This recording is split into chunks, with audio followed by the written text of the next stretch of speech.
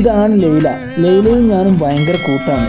ലൈലക്ക് ഭർത്താവും ഒരു കുഞ്ഞുണ്ട്. ഞങ്ങളുടെ ഈ കൂട്ടുകെട്ട് കണ്ടിട്ട് ലൈലയുടെ ഭർത്താവ് കൈസിന് ഞങ്ങളെ ഭയങ്കര സംശയം. എങ്ങനെ സംശയിക്കാതിരിക്കും? കൈസിനെ കുറ്റം പറഞ്ഞിട്ടും കാര്യമില്ല. ഞങ്ങൾ ചില വൈകുന്നേരങ്ങളിൽ മലകള്, കാടുകള്, കുന്നുകളൊക്കെ ഇങ്ങനെ കയറി നടക്കുന്ന ഒരു പതിവുണ്ട്.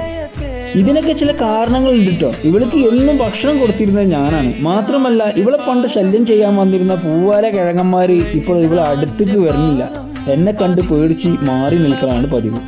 അത് മാത്രമല്ല, ലൈലയുടെ കുഞ്ഞിനെ ഞാൻ എന്നും കൊഞ്ചിക്കാറുണ്ട്, ലാളിക്കാറുണ്ട്, ഓമനിക്കാറുണ്ട്. ഇതുകൊണ്ടൊക്കെയാണ് ലൈലക്ക് എന്നോടൊരു പ്രത്യേക സ്നേഹം.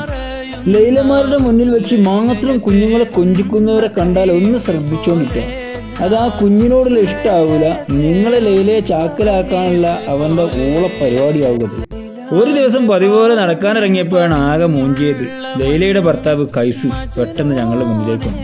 സ്വകാര്യത്തിൽ ആ കാടൻ വരുന്നുണ്ടെന്ന് പറഞ്ഞ് ലൈല കുറച്ച് അപ്പുറത്തേക്ക് മാറിയിരുന്നു. ഞാൻ അവളെ അടുത്തേക്ക് മാടി വിളിച്ചിട്ടും അവൾ വീണ്ടും അകന്നു പോയി. ഇത് കണ്ട കൈസിന് ഇത് ഇഷ്ടപ്പെട്ടില്ല.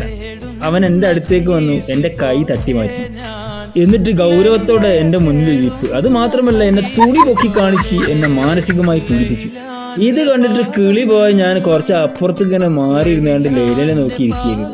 അപ്പോഴാണ് കൈസ് ലൈലയോട് വീട്ടുപോടി എന്ന് പറഞ്ഞ് എൻ്റെ അടുത്തേക്ക് ഗൗരവത്തോടെ വീണ്ടും നടന്നു വന്നു. വീട്ടിലേക്ക് പിടിച്ച ആട്ടി അവൾക്ക് എന്നെ വിട്ട് പോവാനുള്ള മനസ്സ് വരുന്നില്ല. ഇത് മനസ്സിലാക്കി ഞാൻ അവളെ വീണ്ടും വിളിച്ചു. പക്ഷെ ഈ മജ്നൂൻ ഇവിടെ ഉള്ളത് കൊണ്ട് അവൾ എന്നെ നോക്കാൻ പോലും നിന്നില്ല. ഞാൻ അവളെ വീണ്ടും വീണ്ടും മാടി വിളിച്ചു. പക്ഷെ ഇത് കണ്ട കൈസിന് കലിതുള്ളി. അവൻ എനിക്ക് തേറ്റ ചാമ്പു. ഇതാണോ സംസ്കാരം? നിനക്ക് എന്തെങ്കിലും ഒരു കഴിവ്? ഇതെല്ലാം കണ്ട് ലൈല ഒന്ന് എതിർക്കാനാവാതെ വിഷമിച്ചിരുന്നു. അവള് വിഷമിച്ചിട്ട് എന്താ കാര്യം? എനിക്ക് കിട്ടാറുള്ളത് കിട്ടി, എന്റെ കഴപ്പ് മാറി. ഈ കഥ കേട്ടിട്ട് നിങ്ങൾക്ക് വല്ല കഴപ്പുണ്ടെങ്കിൽ കമന്റ് ബോക്സിൽ അറിയിക്കുക.